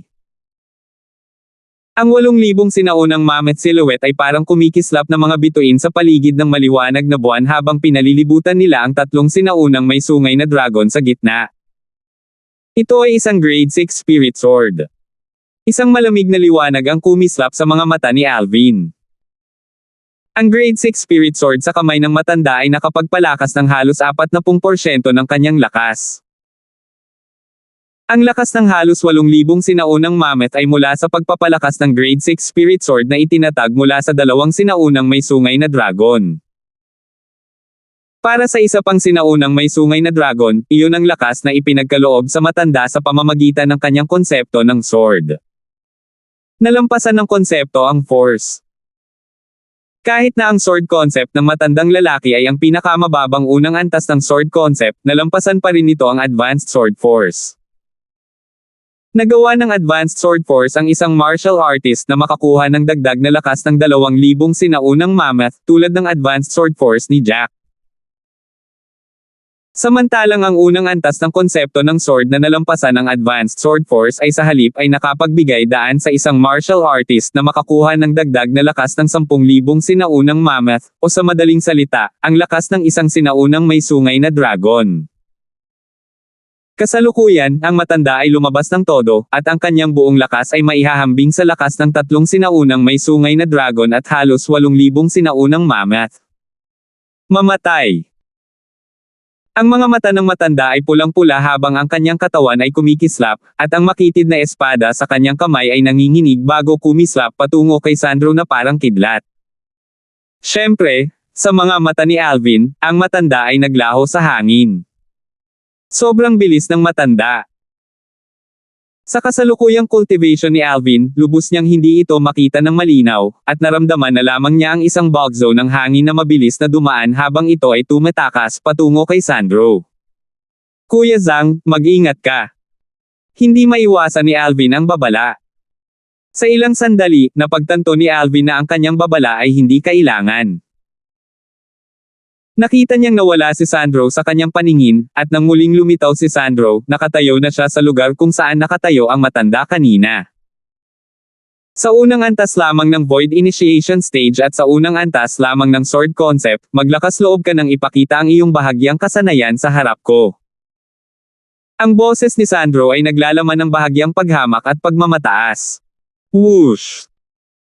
Halos sa sandaling matapos magsalita si Sandro, biglang lumitaw sa kanyang katawan ang isang magaan na harang na may umaagos na mga ilaw. Hindi ito isang defensive chi barrier, at sa halip ay isang layer ng earth and yellow light barrier. Kaagad, ang buong anyo ni Sandro ay tila sumanib sa lupa, at hindi na matukoy ang pagkakaiba. Biglang humakbang pasulong si Sandro. Ang isang hakbang pasulong ay parang bundok na gumuguho. Bang! Isang napakalakas na aura ang lumabas mula sa katawan ni Sandro, at tila ito ay ganap na sumanib sa buong mundo. Ang aura na ito ay mas malakas pa sa sword concept ng matanda. Konsepto sa lupa. Si Alvin ay nabigla sa kanyang puso habang nakatingin kay Sandro na tila ganap na sumanib bilang isa sa lupa. Pagkatapos niyang pagsamahin ang mga alaala ng Rebirth Martial Emperor, hindi siya pamilyar sa konsepto. Kahit na sa lawak na naiintindihan niya na ang konseptong ginagamit ni Sandro ay isang konsepto na napakahirap intindihin. Isa sa mga konsepto ng kalikasan, ang konsepto ng daigdig. Ang Earth concept ay nagawang payagan ang aura ng isang tao na ganap na sumanib sa lupa. Hindi lamang ang isang tao ay magagawang itago at itago ang sarili, ang isa ay nakakakuha pa ng suporta mula sa lakas ng lupa upang umatake, at ito ay isang napaka-domineering na konsepto. Whoosh! Sa sandaling ito, isa pang 3 sinaunang may sungay na dragon ang lumitaw sa tabi ng 3 sinaunang may sungay na dragon sa itaas ng Sandro. 6 na sinaunang may sungay na silwete ng dragon ang lumutang sa himpapawid, habang itinaas nila ang kanilang mga kuko at inilalantad ang kanilang mga pangil at nag-iipon ng lakas habang naghihintay na umatake. Ang Earth Force ni Big Brother Zhang ay talagang nakakuha ng enerhiya ng langit at lupa para magkenden sa 3 sinaunang Horned Dragon silhouette. Nagsikip ang mga mag-aaral ni Alvin at may pagtataka siyang ekspresyon. Pangatlo. Third Level Earth Concept. Ang pares ng kambal na nakatayo sa malapit ay matagal nang natulala sa kanilang nakita. Ngayon, nang makita nila ang eksenang ito, ang kanilang mga mukha ay namutla at ang kanilang mga binti ay nagsimulang manginig. Salamat po at sinamahan ninyo ako, ingat lagi mga master.